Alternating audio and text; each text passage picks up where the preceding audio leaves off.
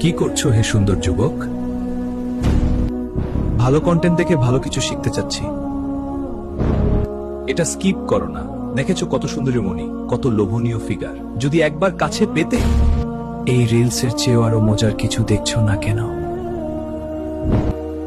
ওয়েবসাইটে যাও, অসংখ্য সুন্দরী নারীরা তোমাকে আরো মজা দেবে। না, এসব আমাকে গুনাহগার বানিয়ে দেবে। তারা কিন্তু অনেক আকর্ষণীয় এবং একদম খোলামেলা। আর তুমি তো একাই আছো, কেউ তো দেখে ফেলছে না। আল্লাহ তো দেখছেন। এই পাপ আমি করতে পারবো না। যৌবন বয়সে একটু আত্ম দেখলে কিছু হবে না। এই সমাজের সব বয়সের মানুষই নিয়মিত দেখে।